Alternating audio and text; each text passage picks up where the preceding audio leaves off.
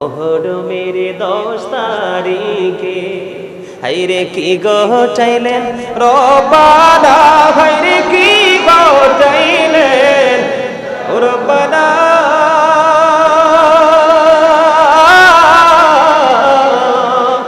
কলিজা ফাটিয়া যায় গো শুনিলে সেই ঘটনা। মোহরমের 10 তারিখে হাইরে মোহরমের 10 তারিখে হাইরে কি ঘটাইলেন রব্বানা।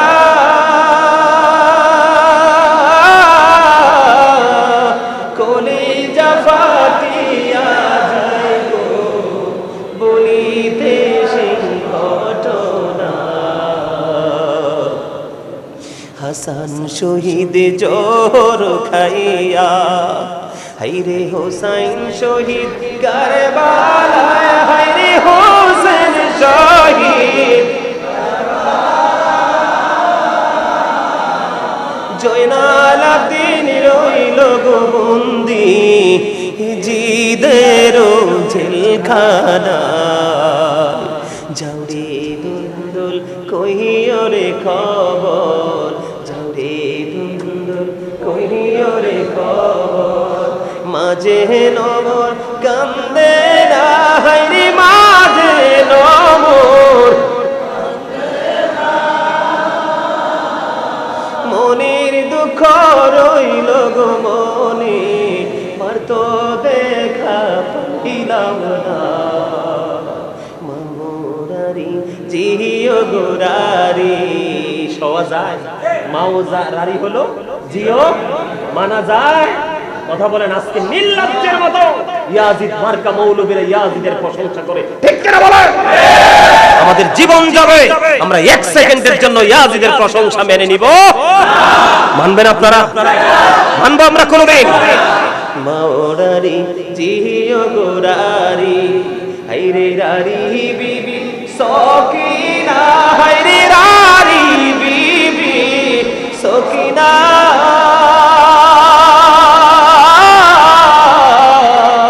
একো ঘরে 3 জন গোরারি, খালি সোনার মদিনা। ময়ূরনা ময়ূরনা রে জয়নাল, বলেন ময়ূরনা ময়ূরনা রে জয়নাল। তুমি জয়নাল ময়ূরনা, হাইরে তুমি জয়নাল, তুমি জয়নাল গেলে গো মারা, নবীর বংশ থাকবে না। মোহরমের 10 তারিখে হাইরে কি ঘটাইলেন রব্বানা, হাইরে কি ঘটাইলেন। কলিজা ফাটিয়া যায় গো শুনিলে সেই ঘটনা।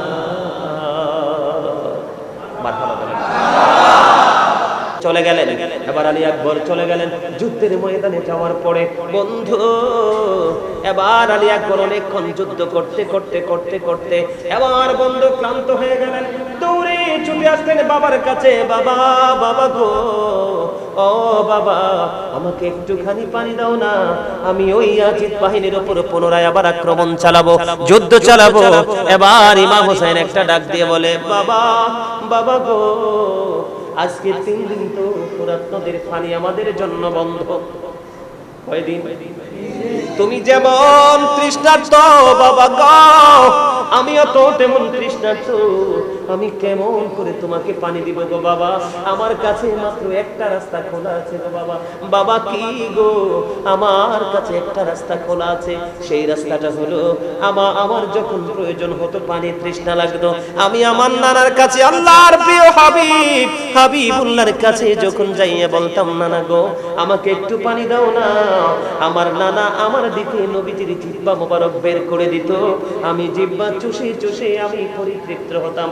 বাবা আমি তোমার দিকে আমার জিহ্বাটা বের করে দিলাম রে, তুমি তুমি আমার জিহ্বাটা চুষে তুমি পরিতৃপ্ত হও। কিন্তু বন্ধু, ছেলে যেমন তৃষ্ণার্ত, বাবাও তো তেমন তৃষ্ণার্ত। বাবা পানি দিবে কোত্থেকে? এবার কি করলেন আলী আকবর? বাবার জিহ্বা চুষলেন, চুষতে চুষতে এবার জিহ্বা চুষা শেষ করে আবার তিনি যুদ্ধের ময়দানে চলে গেলেন। যুদ্ধের ময়দানে গিয়ে বন্ধু আবার পুনরায় যুদ্ধ শুরু করলেন। হঠাৎ করে কারবালার ময়দান থেকে একটা আওয়াজ আসলো, বাবা বলে ডাক দিলেন। এবার হুসাইন চলে গেলেন।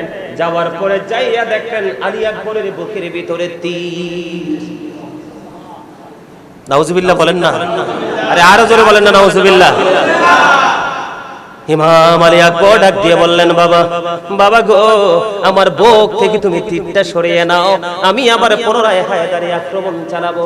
এবার আলী আকবরের বুক থেকে যখন ইমাম হুসাইন রাদিয়াল্লাহু তাআলা তীরটা যখন টান দিলেন, রক্তের বন্যা বয়ে গেল। এরই মধ্যে আলী আকবর শাহাদাত বরণ করলেন। ইন্না লিল্লাহি ওয়া ইন্না ইলাইহি রাজিউন। বন্ধুরে আমার, ইমাম হুসাইন কি করবে? সন্তানের লাশ বুকে জড়িয়ে ধরে নিজের কাঁধে উঠালেন। কাঁধে উঠিয়ে বন্ধু তাবুর কাছে নিয়ে আসলেন, তাবুর কাছে রেখে দিলেন। রেখে দেওয়ার পরে এবার হাসান রাদিয়াল্লাহু তাআলা আনহুর কলিজার টুকরা কাসিম রাদিয়াল্লাহু তাআলা আনহু বের হয়ে আসলো। চাচা, চাচা গো, অনুমতি দাও না, যুদ্ধের ময়দানে ওই সত্যের পক্ষে লড়াই করে পথযাত্রী হতে চাই। এবার ইমাম হুসাইন কি করলেন? অনুমতি দিয়ে দিলেন। যুদ্ধের ময়দানে গিয়ে বন্ধু এবার কাসিম রাদিয়াল্লাহু তাআলা আনহু তিনি শাহাদাত বরণ করলেন। চাচা কি করবে? ওনার হাতেও কিছু করার নাই শাহাদাত পাওয়া ছাড়া, ঠিক কিনা বলেন? বন্ধুরি আমার, এবার কি করলেন? ওই ওনার লাশটা নিয়ে আবার তাবুর কাছে এনে রেখে দিলেন। তাবুর কাছে রেখে দেওয়ার পরে ইমাম হুসাইন যখন বসে রইলেন, ঠিক এই মুহূর্তে হযরতে আলী আসগরের বুকের দিকে তীর নিক্ষেপ করে ওই আলী আসগর, ছোট্ট আলী আসগরকেও শহীদ করে দেয়। জোরে জোরে কন্যা নাউজুবিল্লাহ। ইন্না লিল্লাহি ওয়া ইন্না ইলাইহি রাজিউন। ধীরে ধীরে ধীরে ধীরে বন্ধু আহলে বাইতের একক যুদ্ধের পালা শেষ হয়ে গেল। এবার সর্বশেষে একজন হলো নবীজির কলিজার টুকরা ইমাম হুসাইন। এবার তিনি যুদ্ধের ময়দানে যাবে, কিন্তু ইয়াজিদ বাহিনী তারা পৃথক পৃথক ভাবে হামলা করার জন্য ভয় পাচ্ছে। যুদ্ধের ময়দানে যখন চলে গেলেন, যুদ্ধ করতে করতে করতে করতে করতে করতে বন্ধু এমন একটা পর্যায়ে চলে আসলো, এমন একটা পরিস্থিতি তৈরি হয়ে গেল, চতুর্দিক দিয়ে বন্ধু আক্রমণ চালানো। আক্রমণ করতে করতে এবার ইমাম হুসাইন একটা ডাক দিয়ে বললেন, এখন কি নামাজের সময়? কই হয় এখনই নামাজের সময়। নামাজের সময় বলতে দেরি, কই আমাকে একটুখানি সময় দাও, আমার জীবনের শেষ সেজদাটুকু আমার মালিকের কদমে আমি দিয়ে যেতে চাই। জোরে জোরে কন্যা সুবহানাল্লাহ। এইটা আমাদের জন্য শিক্ষা কিনা বলেন? এই ও বারামপুরের আমার ভাই, আমার বাবা গো, আমি আমার মা বোনদেরকে ডেকে ডেকে বলবো গো, এটা আমাদের জন্য কত বড় শিক্ষা, কত বড় নিয়ামত। এই শহীদ হয়ে যাবে কিছুক্ষণের জন্য, কিছুক্ষণের মধ্যে পৃথিবী থেকে চিরনিদ্রায় চলে যাবে, কিন্তু আমার মালিকের কদমে সেজদা ছাড়ে না। আর আমরা পৃথিবীর কাজের অজুহাতে কত নামাজ ছেড়ে দেই, ঠিক কিনা বলে? আমরা কি হুসাইনি কাফেলার সদস্যের অন্তর্ভুক্ত হতে পেরেছি? কথা বলেন না, হইতে পেরেছি? হতে পারিনি। যদি হুসাইনি কাফেলার লোক হতে চায়, তাহলে অন্যায়ের বিরুদ্ধে প্রতিবাদ করতে হবে, সময় মতো নামাজ পড়তে হবে। বন্ধু, কেউ সাহায্য চাইলে তাকে হাত বাড়িয়ে দিতে হবে। বন্ধু, নবীর আদর্শ, নবীর সুন্নাহ, ইসলামের বিধানকে পুনরায় আবার জীবিত করার জন্য আপ্রাণ চেষ্টা করে মানুষকে পুনরায় পুনরুজ্জীবিত করতে হবে, ঠিক কিনা বলেন? বন্ধুরে আমার, এবার কি করলেন? নামাজ যখন শেষ হয়ে গেল, নামাজটা শেষ হইতে দেরি, এবার শিবার এসে ইমাম হুসাইনের বুকের উপর বসলো। বসতে দেরি রে, এবার ইমাম হুসাইন একটা ডাক দিয়ে বলল, শিবার, শিবার, তোর বুকের জামাটা খোল রে, আমি একটুখানি তোর বুকখানা আমি একটুখানি দেখবো। এবার শিবার কি করলেন? বুক যখন ছিঁড়ে দেখালেন, এবার ইমাম হুসাইন চাইয়া দেখি শিবারের বুকের মধ্যে সাদা সাদা শ্বেত চিহ্ন দেখা যায়। জোরে জোরে কন্যা নাউজুবিল্লাহ। আমার নবীজি গায়েবের খবর জানে বললে অনেকেই কি হয়? রাগ হয়। কথা বলেন না কেন? আমার নবীজি গায়েবের খবর জানে। এই কথা বললে অনেকে বন্ধু রাগ হয়ে যায়, আমি তাদেরকে কেমন করে বোঝাবো? ও বন্ধু, এখানে বলো হুজুর এই গায়েব শব্দটা কেন ঢুকালেন? এটা এখানে আনার কারণ হলো ইমাম হুসাইন যে যখন শাহাদাত বরণ করবে, কি করবে? শাহাদাত বরণ করবে। শাহাদাত বরণ করার সময় সীমারের বুকের মধ্যে সাদা সাদা চিহ্ন দেখা যাবে। এটা আমার নবী আগেই বলে গেছে। এটা না জানলে কি বলা সম্ভব? কথা বলেন না, না জানলে কি বলা সম্ভব? না জানলে বলা সম্ভব নয়। আমার এবার কলিজার টুকরা ইমাম হুসাইন যখন প্রশ্ন করলেন, বুকের জামা খোলা হলো। বুকের জামা খোলার পরে বন্ধু চাইয়া দেখলেন ওই সীমানের বুকের মধ্যে সাদা সাদা চিহ্ন দেখা যায়। শুধু এখানে এখান্ত নয়, আমার নবীজি পৃথিবী থেকে যাওয়ার আগে উম্মে সালমাকে এক মুষ্টি মাটি দিয়ে বলে গেলেন, এই মাটিগুলো যত্ন করে রেখে দাও, যেদিন দেখবা ওই মাটিগুলো রক্তে লাল হয়ে গেছে, সেই দিনই মনে করবা আমার কলিজার টুকরা শহীদ হয়ে গেছে। সত্যি সত্যি বন্ধু, ইমাম হুসাইন যেই সময় শাহাদাত বরণ করলো, উম্মে সালমা ওই সংরক্ষণ করা মাটিগুলো যেই জায়গায় রেখেছিলেন, চাইয়া দেখলেন ওই মাটিগুলো একেবারে রক্তে লালে লাল হয়ে গেছে। জোরে জোরে সুবহানাল্লাহ। এখানে কি নবীজি গায়েবের খবর জানে? এটা প্রমাণিত কিনা? এটা কি অস্বীকার করার সুযোগ আসেনি? বন্ধুরে আমার, এখানেই শুধু ক্ষান্ত নয়, এবার কি করলেন? সীমার বুকের উপর চেপে বসলেন। এবার সাদা সাদা চিহ্ন দেখে ইমাম হুসাইন একটা ডাক দিয়ে বললেন, রে সীমার, তুই বুঝি সেই বদকিসমত, তোর নসিব বুঝি এই বদনসিব রে। আমার নবীজি আমার নানা জানিয়ে গেছে, সাদা সাদা কুকুরগুলো আমার বাগানটা হরণ করে নিয়ে যাবে। জোরে জোরে বলুন নাউজুবিল্লাহ। বন্ধুরি আমার, এবার বন্ধু ইমাম হুসাইন শাহাদাত বরণ করলো। দেহ মোবারক একদিকে, মাথাটা একদিকে। ইয়াজিদ বাহিনী ইমাম হুসাইনকে শহীদ করে শুধু ক্ষান্ত নয়, ওই মরুভূমির ওই উত্তপ্ত রৌদ্রের মধ্যে বন্ধু দুলাবালিতে ঘোড়া দ্বারা তাদের এই পবিত্র মাথাগুলো পদদলিত, বডিগুলো পদদলিত করিয়াছেন। জোরে জোরে বলেন না নাউজুবিল্লাহ। এই কথাগুলো, এই কিতাব আমি জীবনে কতবার পড়েছি বন্ধু, দেখলেই বন্ধু কলিজাটা ছিঁড়ে যায়, কলিজাটা ছিঁড়ে যায় রে। এই হুসাইন এমন একটা নাম, এটা একটা নাম নয় বন্ধু, এটা একটা ইতিহাস। এটা শুধু নাম নয়, এটা একটা কুল কিনারাহীন এক মহাসমুদ্র বন্ধু। ওই ইমাম হুসাইনকে নিয়ে লেখে, ও বন্ধু, লিখতে লিখতে গোটা পৃথিবীর গাছগুলো যদি আপনি কলম বানিয়ে ফেলেন, কলম শেষ হয়ে যাবে। হুসাইনকে নিয়ে লেখা বন্ধু শেষ হবে না। যদি সমস্ত পৃথিবীর পানিকে কালি বানান, কালি শেষ হয়ে যাবে, লেখা শেষ হবে না। কারণ এটা একটা আদর্শের নাম, ঠিক কিনা বলা? এটা কিসের নাম বন্ধু? আমি আপনাদেরকে বলে দেই, ইমাম হুসাইন শহীদ হইতে দেরি রে। ও বন্ধু, আকাশটা এমন হয়ে গেছে, ঘোর অন্ধকার। মনে হয়েছিল মনে হয়েছিল যখন সাথে সাথে কিয়ামত কায়েম হয়ে যাবে।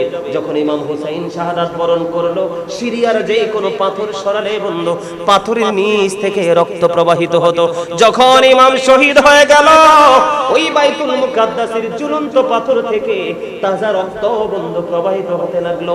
আসমান কাঁদলো, জমিন কাঁদলো, আকাশ কাঁদলো, বাতাস কাঁদলো, এমনকি জিন জাতিরা পর্যন্ত কেঁদেছে রে। ইমাম হুসাইনের শাহাদাত কেউ মেনে নিতে পারে নাই। এমন ভাবে, নির্মম ভাবে, নিষ্ঠুর ভাবে কোন বেঈমান কাফেরও কাউকে হত্যা করে না। এমন ভাবে ইমাম হুসাইনকে বন্ধু শহীদ করে দিল। ও বন্ধু, শুধুমাত্র পৃথিবীর জন্য, দুনিয়ার জন্য। কিসের জন্য?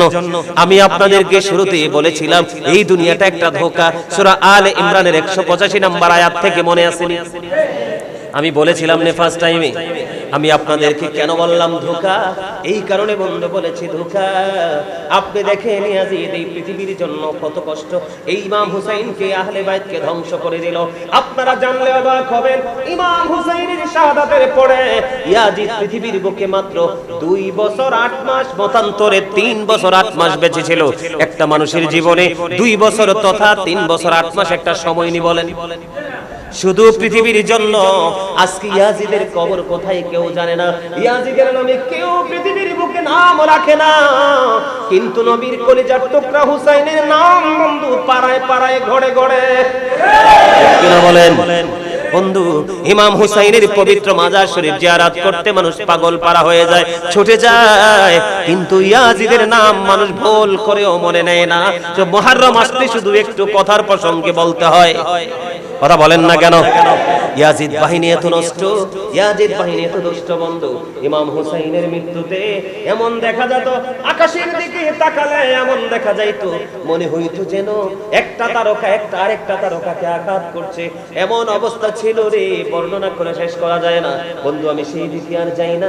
ইমাম হুসাইন যখন শহীদ হয়ে গেল, মাথা মোবারক আলাদা হয়ে গেল, এখন ইয়াজিদ থেকে পুরস্কার লাগবে কি লাগবে না? লাগবে তো। দামেস্কের উদ্দেশ্যে রওনা হয়ে গেল। যাইতে যাইতে যাইতে যাইতে হঠাৎ বন্ধু রাস্তার মধ্যে দেখতেন সূর্য তার আপন গন্তব্যে চলে গেল, সন্ধ্যা ডানা মেলে দিল, আর সামনের দিকে আগানো যায় না। এবার কি করলেন? ও বন্ধু, একটা জায়গায় ইয়াজিদ বাহিনী তারা কি করলেন? একটা জায়গায় তাঁবু গেড়ে অবস্থান করলেন। পাশেই ছিলেন এক খ্রিস্টান পাদ্রীর বাসস্থান। এই খ্রিস্টান পাদ্রী কি করলেন? যখন জানতে পারলেন রাসূলের কলিজার টুকরা ইমাম হুসাইনের লাশ পবিত্র মাথা নিয়ে যাচ্ছে ইয়াজিদের কাছে পুরস্কারের জন্য, তখন ওই খ্রিস্টান পাদ্রী তিনি কি করলেন? কয় আমি তোমাকে দৌড়ে ছুটে আসলেন ইয়াজিদ বাহিনীর কাছে, এসে বললেন আমি তোমাদেরকে 10,000 দিরহাম দেব। কত দিরহাম? 10,000 দিরহাম দেব, শুধু একটি রাত্রের জন্য ওই ইমাম হুসাইনের মাথাটা শুধু আমাকে দাও। দেখেন ইয়াজিদ বাহিনী পৃথিবীর কত লোভ ছিল, কত লালসা ছিল, সঙ্গে সঙ্গে একটা রাত্রির জন্য 10,000 দিরহামের বিনিময়ে কি করলেন? ওই মাথাটা দিয়ে দিলেন।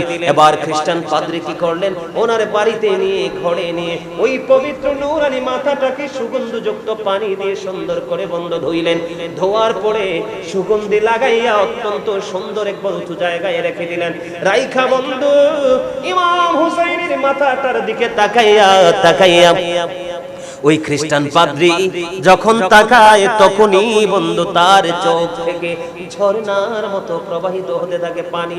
সারা রাত বন্ধু ওই ইমাম হুসাইনের মাথার দিকে তাকাইয়া তাকাইয়া, ওই নূরানি পবিত্র চেহারার দিকে তাকাইয়া, ওরে ও বারামপুরের যুবক, হৃদয় খুলে শোনো রে, তোমাদের জান্নাতে লিডার হবে যিনি, তোমাদের লিডারকে ওই ইয়াজিদ বাহিনী 61 হিজরিতে নির্মমভাবে পানির তৃষ্ণায় মেরেছে, নির্মমভাবে কারবালার ময়দানে শহীদ করে দিয়েছে। ওই চেহারার দিকে তাকায় রইল খ্রিস্টান।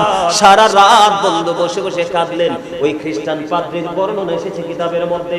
ওই খ্রিস্টান পাদ্রী তিনি বললেন আমি মাথাটাকে সুন্দর করে ধুয়ে নুরানি সুগন্ধি লাগাইয়া আমি ওই মাথার দিকে তাকায় রইলাম আর কাঁদতে থাকলাম। হঠাৎ করে আমার নজর গেল সাদা, একেবারে দবদবে সাদা নুরানি একটা পাখি যেন কোথা থেকে ছড়ে আসলো, এসে ওই পবিত্র মাথাটাকে সারা রাত ভোর শুধু তাওয়াফ করেছে। জোরে জোরে বলুন সুবহানাল্লাহ। এই হুসাইনের সাথে প্রেমের দরকার আছে না নাই? আরো জোরে বলুন আছে না নাই? ইয়াজিদকে নিয়ে বন্ধু, ইয়াজিদকে নিয়ে অনেক তথ্য আমি কালেক্ট করেছি, কিন্তু তাকে নিয়ে কথা বলে আমি টাইম পাস করতে চাই না, কারণ তার কাছ থেকে নোংরামি ছাড়া আর কিছুই শেখার নাই।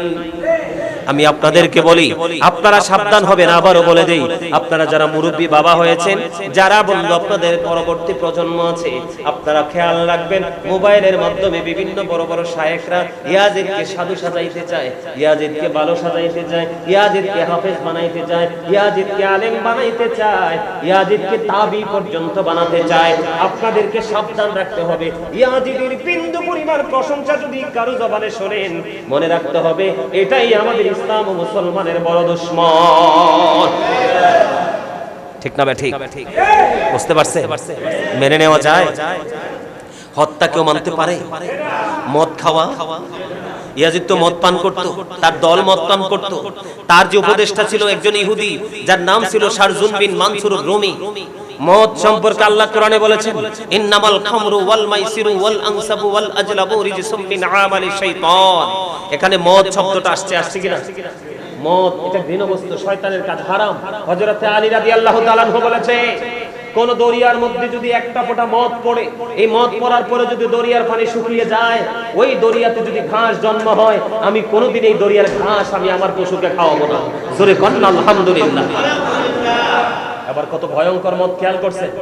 হযরত আলী আরো বলেছেন যে এই মনের দরিয়ার উপর যদি বিশাল একটা মিনারা তৈরি করা হয়, ওই মিনারায় যদি আমাকে কেউ আযান দিতে বলে, আমি কোনোদিন ওই মিনারায় দাঁড়িয়ে আযান দিব না। নাউজুবিল্লাহ বলবেন না?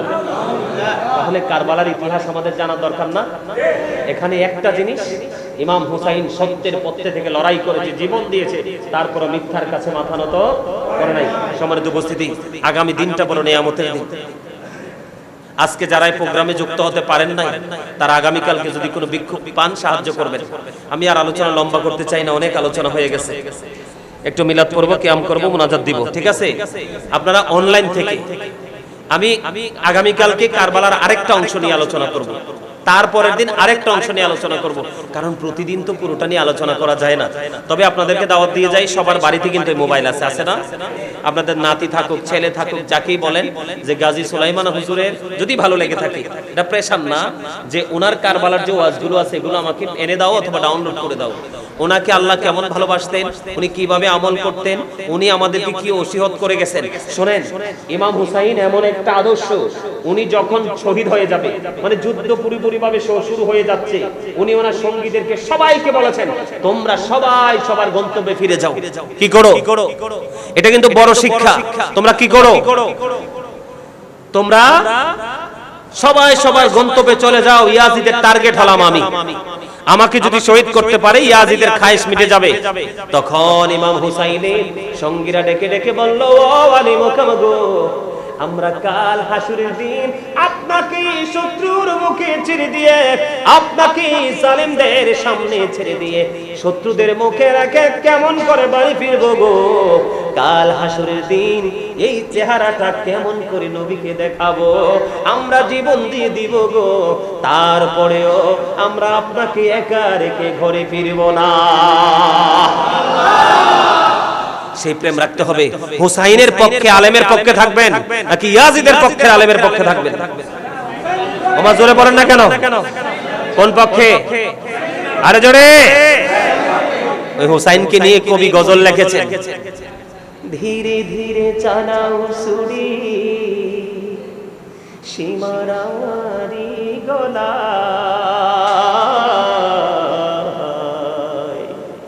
জয়নাল আব্দিনের কান্দন শুনতে দাও না রে আমায়, সীমার তোরে বিনয় করে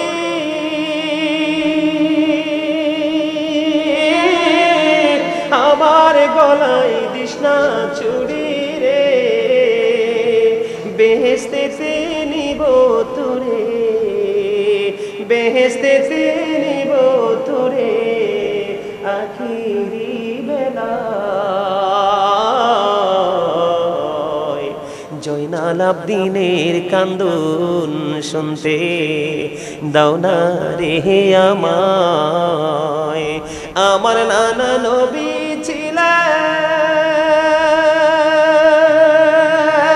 ছিলেন গুনাহগারের শাফি হলেন গো,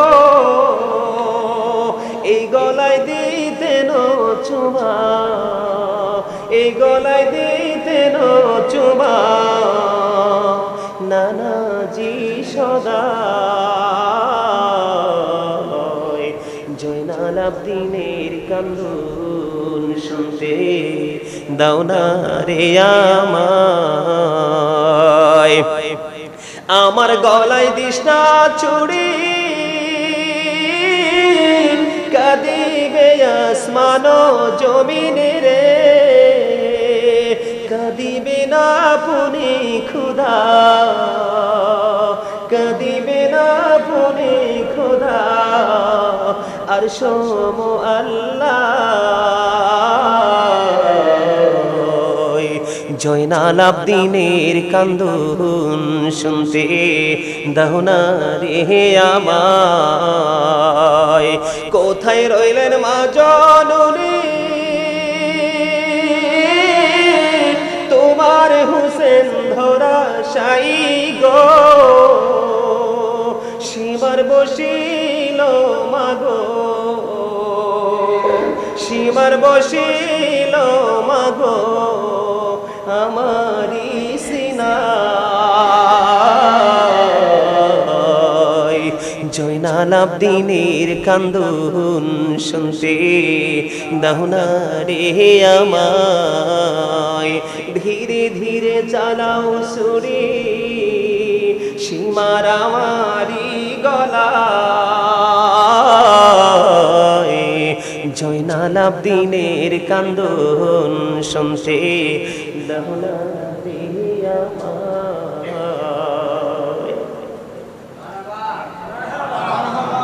মারহাবা বলতেন না? এই গজল কি দাদা আপনাদের সময় ছিল না? এগুলো গাইছে না? এখনকার কি গাওয়া হয়? সব হারিয়ে যাচ্ছে। কারণ ওই যে আমরা আমাদের সন্তানদের প্রতি খেয়াল করছি না, শিক্ষা দিচ্ছি না। এখন আমরা এই কথাগুলো বললে অনেকে হাসে, কারণ এই কথার কদর তো সে বুঝে না। আজকে যখন আসলাম রিপন ভাই আমাকে বললেন, এই দুইটা গজলের কথা আমাকে মনে করিয়ে দিলেন। এই দুইটা গজল থেকেই তো আমরা অনেক কিছু শিখতে পারি, কারবালা সম্পর্কে পারি না? আরেকটা গজল, যেই গজল শুনলে এখনো মা বোনেরা কাঁদে। এখনকার ছেলেরা তো বুঝেই না, কাঁদবে কোত্থেকে, হৃদয় তো লাগতে হয়, ঠিক না বলে? চোখের জল তো আর সস্তা জিনিস না, কথা বলেন, সস্তা জিনিস? আপনারা সবাই শুনতেন এই গজল? মহরমের 10 তারিখে হাইরে কি গটাইলেন রব্বানা, হাইরে কি গটাইলেন রব্বানা,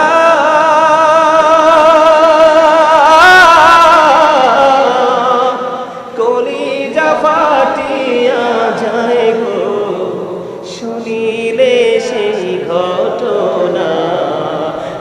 মহরমের 10 তারিখে হাইরে মহরমের 10 তারিখে হাইরে কি গটাইলেন রব্বানা,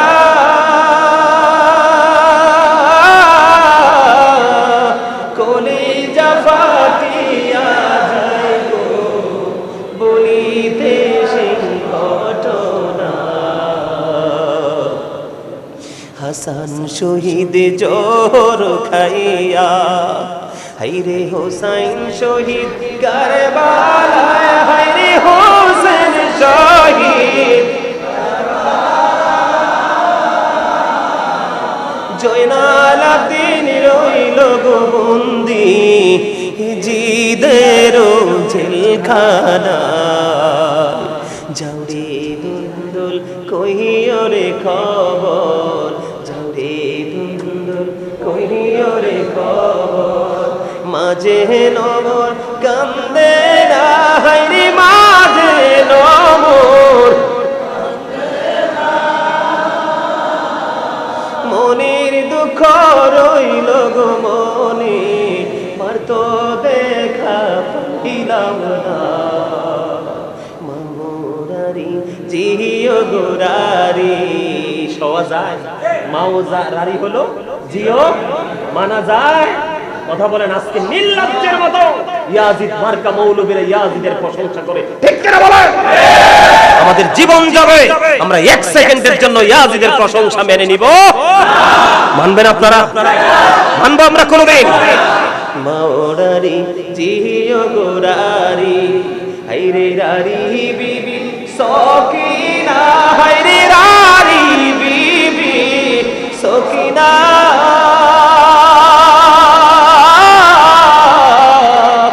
একো ঘরে 3 জন গোরারি, খালি সোনার মদিনা। ময়ূরনা ময়ূরনারে জয়নাল, বলেন ময়ূরনা ময়ূরনারে জয়নাল, তুমি জয়নাল ময়ূরনা, হাইরে তুমি জয়নাল, তুমি জয়নাল গেলে গো মারা, নবীর বংশ থাকবে না। মহরমের 10 তারিখে হাইরে কি গটাইলেন, হাইরে কি গটাইলেন, কলিজা ফাটিয়া যায় গো শুনি